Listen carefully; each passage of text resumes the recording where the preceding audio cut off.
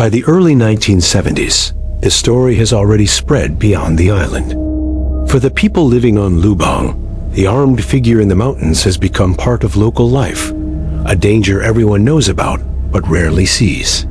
But outside the Philippines, the tale begins to sound almost impossible. A Japanese soldier, still fighting the Second World War? Many believe it cannot be true. One man does not. His name is Norio Suzuki. He is not a soldier. He is not a journalist.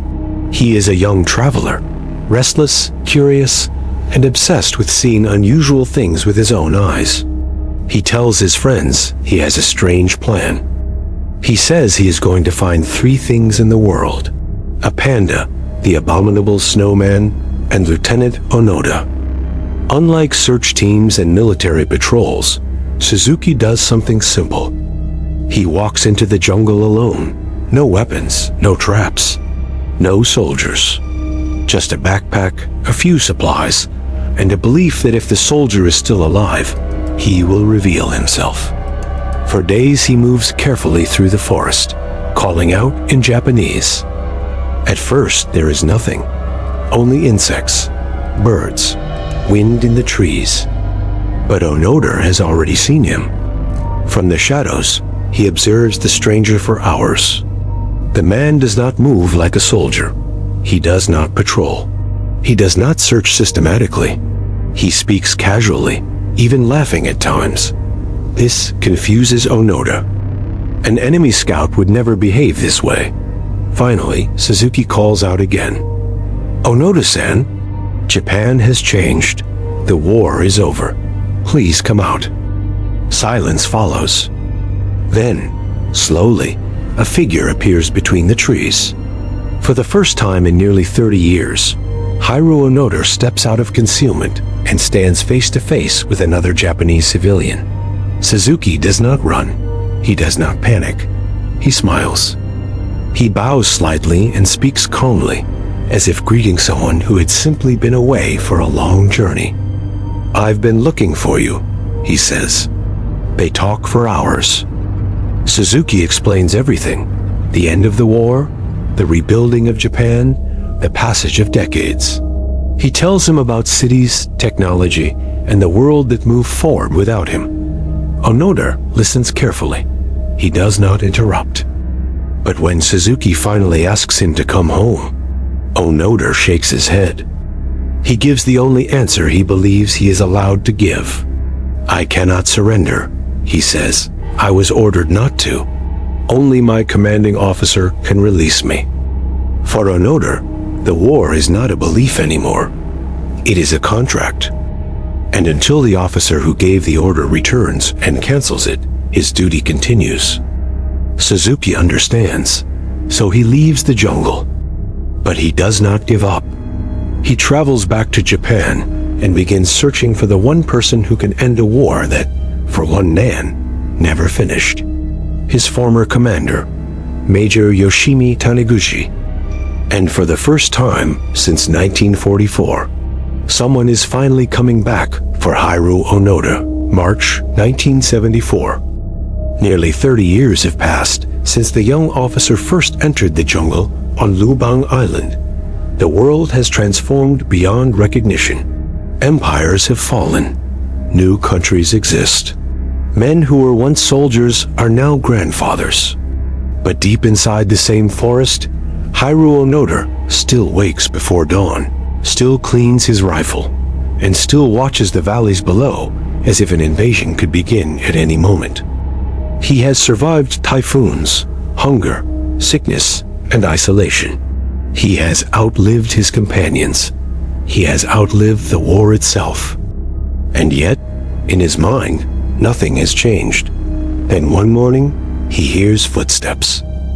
Not the cautious movement of a patrol, not villagers, deliberate steps. He takes cover and observes from a distance, rifle ready. 2 figures appear on the path. One he recognizes immediately, the traveler, Suzuki. But the second man stops him cold. Older now, but the face, unmistakable. It is his commanding officer, Major Yoshimi Taniguchi. For a long moment, neither man moves.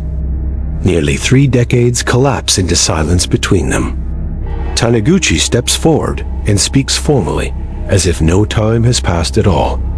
He reads from prepared papers, his voice steady but heavy. Lieutenant Onoda, in accordance with Imperial command, the war has ended. You are hereby relieved of all military duties. The words are simple, but to Onoda, they carry the weight of 29 years. He does not respond immediately. Instead, he stands perfectly still. For years he had rejected leaflets, photographs, and voices over loudspeakers. He had doubted letters, families, even the visible peace around him. But this is the one condition he had always set. The officer who gave the order has returned. Slowly, carefully, Onoda removes his cap. He lowers his rifle. For the first time since 1944, his guard drops.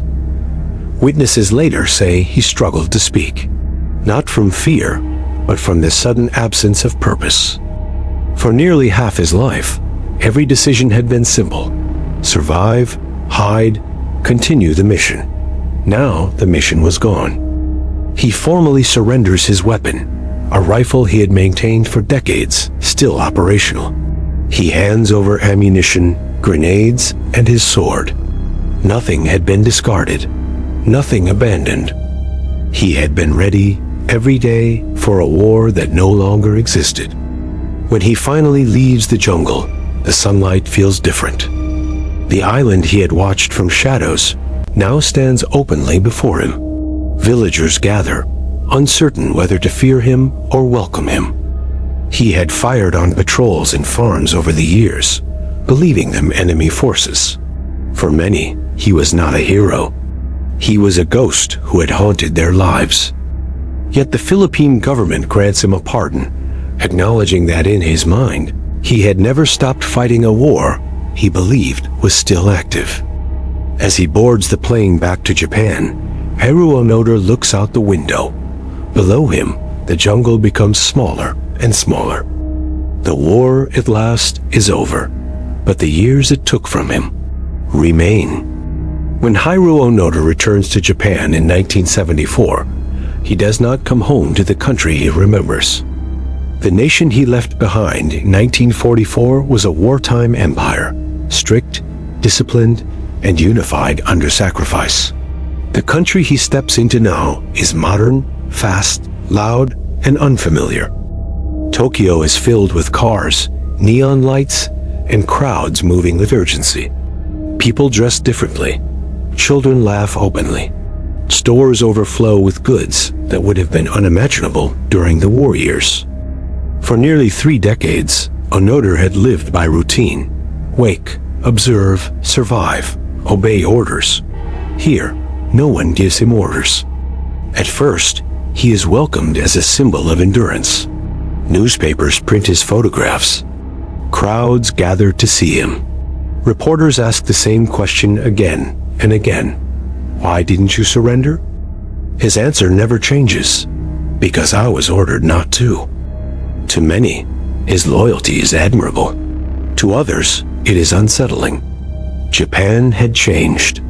It was no longer a nation built on military duty, but on rebuilding, economy, and peace.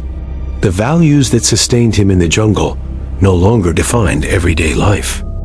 He struggles to adjust. Simple things confuse him. Supermarkets, traffic, televisions, the speed of modern conversation. He feels like a visitor in his own homeland. The greatest shock is not technology.